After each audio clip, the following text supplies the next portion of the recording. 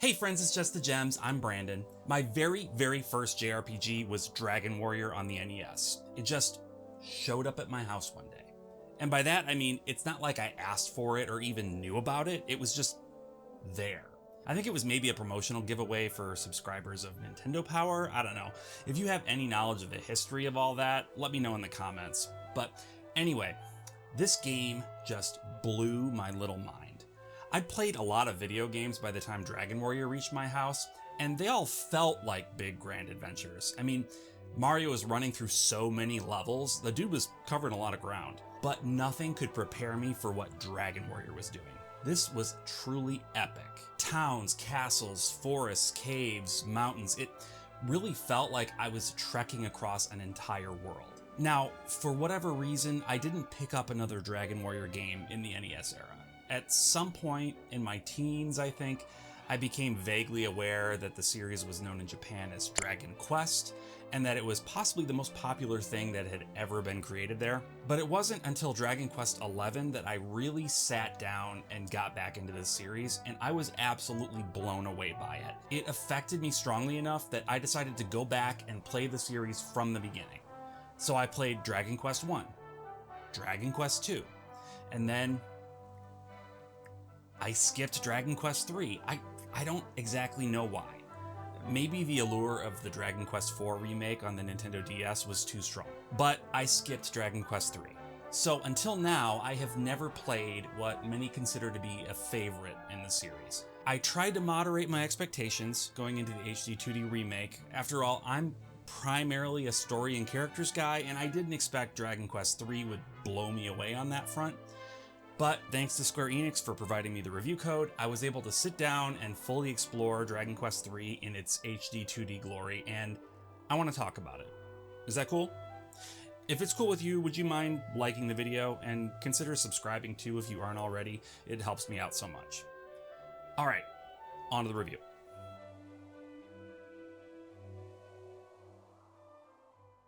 Dragon Quest III is an old-school JRPG. There's no use mincing words about it.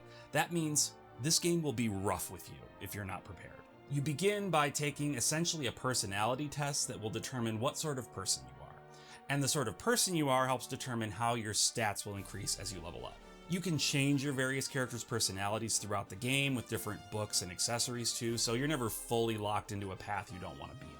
Speaking of characters, you'll then need to put together a party of characters, and while I'd like to say there's no wrong answer to the question of what characters you should have in an ideal party, I think you probably want to at least start out with the basics. Your fighter, your mage, your healer.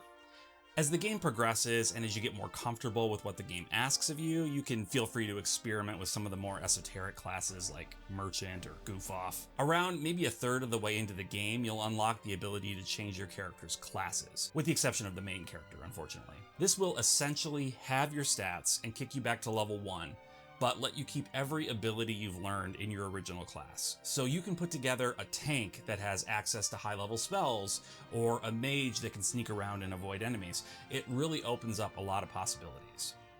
Any new character you create will start at level 1, which is a bit of a pain, but there are some well-publicized grinding locations that should get them up to speed pretty quickly, so it's not as big of a hassle as I was afraid it would be. Battles combine that old-style text crawl from the original game with a more modern UI, which means that there's a decent amount of redundant information on the screen with every action.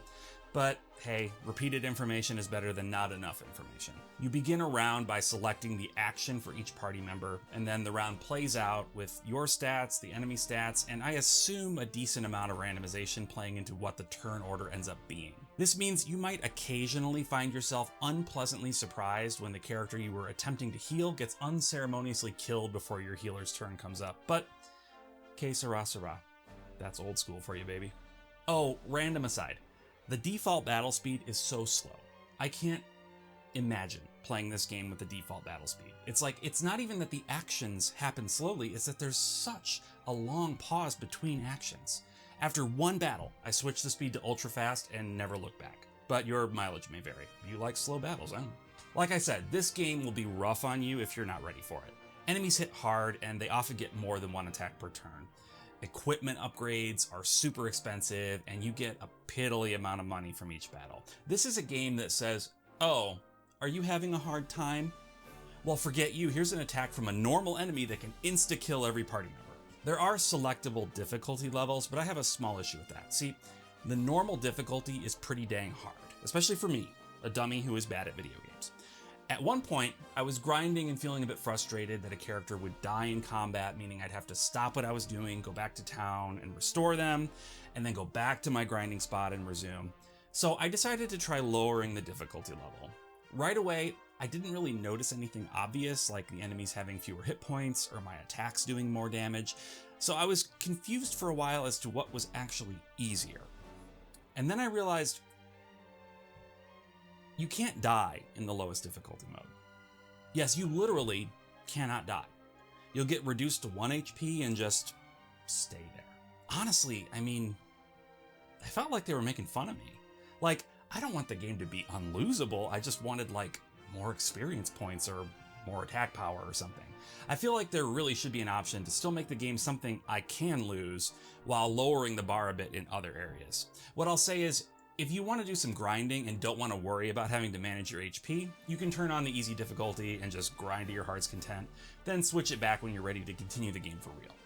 Or just play on easy mode and vibe with it. That's fine. I'm not your dad.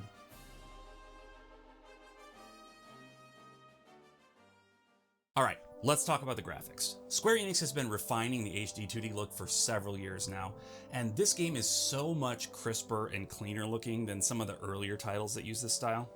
Sprites are sharply detailed, the soft focus effects are there, but not as distracting as they were in previous games, and all in all, it really does a great job of capturing that nostalgic feel, while simultaneously being a beautiful presentation all on its own. Monster animations in battle are really cool, and as someone who grew up only with the static image of these creatures, it was very compelling to watch them fully come to life. Outside of battle, however, the animations are extremely lacking.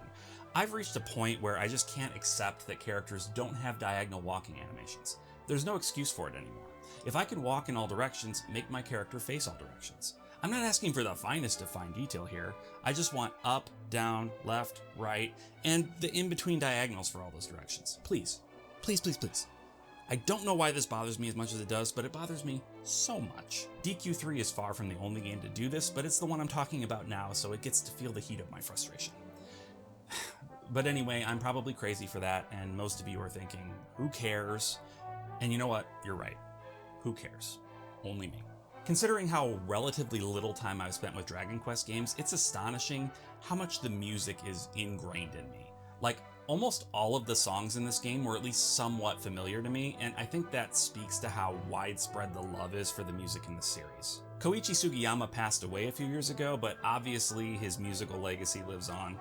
He leaves behind some very big shoes to fill, so I hope whoever's working on Dragon Quest XII is up to the challenge. But yeah, the orchestrations of all these classic songs, from the Dragon Quest theme to the town music to some of the late game tracks, which I won't talk about because even though this is a faithful adaptation of a 36-year-old game, I don't want to spoil anything for newcomers. My point is, it's just gorgeous music. When you're remaking a game from 1988 for the modern era, it pretty much goes without saying that you need to make some quality of life improvements. Dragon Quest III does a pretty admirable job of making this easier to play than an 80s NES game, making it much smoother to fast travel and manage your inventory. I feel like the quality of life stuff could have been taken a step further though. For example, you can only change out your party at the starting town of Aliahan. Not a big deal, right? You can just zoom back to Aliahan and do it. But that makes me wonder, why not just let me do it from anywhere? Save me that silly step of fast traveling for this one specific purpose. Or if I go to a church to revive dead party members, why make me listen to the resurrection music multiple times as I bring back each party member one by one? Why not give me an option to revive them all? Some of the quality of life features feel like half measures, and I mean half is better than zero, but still, I think they could further smooth out some of these rough edges. And yes, I know tradition is very important in the Dragon Quest series, but who determines what gets changed in a remake versus what needs to stay the same because of tradition? Oh, Yuji Horii does? Okay, that makes sense. It's his game. Anyway.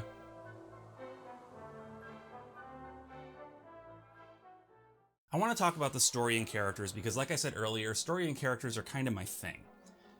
Strangely though, this is maybe the first JRPG I've ever played that doesn't really have a story or characters. I'm not trying to sound dismissive with this, but it's basically true. The story boils down to there's an evil fiend out there that wants to destroy the world. Your father went off to kill it and never came back, so now it's your turn to go and try. And that's pretty much it. Aside from a late game twist that I'm sure delighted players of the game back when it was first released in the 80s, there isn't much to say about the plot. Each region you visit has its own little story in a sense, but even those small stories don't really have much within them to grip you. I saw glimmers of good storytelling in the Japan sequence and the story of the Cruel King Minoza, but even those didn't do much. And anyway, they were over so quickly that it didn't really matter anyway. As far as characters go, you have a silent protagonist who only occasionally gets to answer yes or no in conversation, and your party is made up of characters you create yourself. They have basically no dialogue throughout the course of the entire game, with the exception of the Puff Puff scene. Yes, there is a Puff Puff scene, and it's the one time my other party members had anything to say. So there isn't anything in the way of character development here. You could argue that this is a product of its time, right? Like, this was a game from the 80s, and despite the graphical upgrades and the quality of life improvement, it's still that 80s game at its core. But the thing that's strange to me is Dragon Quest II had more of a story. It had characters that were unique and had their own personalities. Much like Final Fantasy III took a step away from Final Fantasy II's story and character advances, Dragon Quest III took a step back from the changes of Dragon Quest II.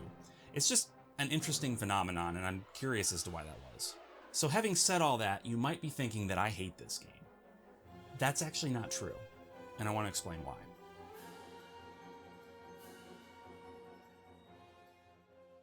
When I sat on my sofa in the basement with my big screen TV and my PlayStation 5 playing this game, I'll admit, at times it felt a little lacking, at least compared to most of the other types of games I play. I wasn't gripped by the story, and like I said, there weren't even any entertaining character interactions to cling to. I mean, the game is funny. It's got that quirky Dragon Quest charm that so many of us love. My favorite laugh out loud moment came when I visited the Pirate's Den and was warned by a guy outside that they were wicked cutthroats and that I should stay away, only to go inside and find out they're all just like the nicest guys, super friendly. That did get me, I'll admit. But anyway, my point is, playing this game like I play all my JRPGs, it just wasn't feeling right. Then one evening, I was upstairs with my wife and I grabbed my PlayStation Portal and turned it on. I just kicked back on the couch with my handheld, grinding battles, even making progress in the story, and it suddenly felt right. Like, this game has so much going for it that tickles my nostalgia bone, but playing it on the big screen was distracting me from that with the things it's missing. Playing it handheld on the couch away from my gaming setup, it was like the perfect cozy gaming experience. Now, how can I say this game is cozy when I've spent so much time saying how hard it is and how it'll kick your butt if you're not careful? It's hard to explain, but I guess it's literally my job to explain it, so I'll do my best. There was something about transporting myself out of the place where my gaming usually happens, being upstairs where it's warmer and more comfortable, laying back and playing a game that, even though I don't have nostalgia for it in particular, still feels extremely nostalgic. Like, even if I had just played Dragon Quest I and nothing else, I still think this game would have affected me in a similar way. I think that's a big part of what so many people love about this series. There's that sense of familiarity of, even if you don't know exactly what's going to happen, you have an implicit trust in the game that it's going to give you a good time. I've never been a grinder in games, it was always a big turnoff, but laying on the couch with the Portal and hunting down metal slimes was legitimately relaxing. Sure, the story didn't move me in some big emotional way, but it didn't need to in that setting. It's pure comfort food in game form. The music, the beautiful graphics, the charming voice acting, the huge variety of towns and caves and dungeons to explore. If any JRPG is deserving of the title of cozy, then it's this one. So if you're playing this game on the Switch, you're already well served in the handheld department. If you're on another console, that makes it trickier to play it the way I'm recommending, but hey, you might very well find you connect with it perfectly well on the television. After all, this is Dragon Quest. The vast majority of people watching this video already know how they feel about Dragon Quest. So do I recommend this game? Well, it depends on who you are. If you already love Dragon Quest, you're going to love Dragon Quest III HD-2D Remake. It's everything Dragon Quest III was with so much polish, it really makes the game come alive. If you have no nostalgia for Dragon Quest, then I would just say, understand what you're buying. There is not a compelling story here or interesting characters. It is an old school JRPG full of grinding and cheap deaths, and you'll need to take your time and fully explore to get the most out of it. If that sounds like something you're interested in, then by all means this is the game for you. If you're like me and you fall somewhere in the middle of hardcore Dragon Quest fan versus apathetic Dragon Quest player, then you have to do a bit more soul searching. There's so much here to trigger your nostalgia, and as we age, there are few things that feel better than that. Playing it like I ended up doing, reclining with a handheld, worked super well for me. It somehow lessened the parts I was not as enthusiastic about and really emphasized the parts I loved. That closeness to the screen, the intimacy of being in my own little world with the game, it was great. I don't know if that's unique to me or if people are slapping their foreheads and saying, no duh, Brandon, that's why we like handheld gaming. But regardless, playing Dragon Quest III HD-2D as a cozy experience worked really well for me. I hope it does for you too if that's the sort of experience you're looking to have. Anyway, that about does it for this one. Let me know if you're looking forward to Dragon Quest III HD-2D down in the comments, and once again, if you wouldn't mind liking and subscribing and hitting the bell and all that fun stuff, I'd really appreciate it. Yes, the 10,000 subscriber video is coming. I know, I'm sorry. Things have been crazy. We'll get there. Thanks so much for watching, and until next time, bye.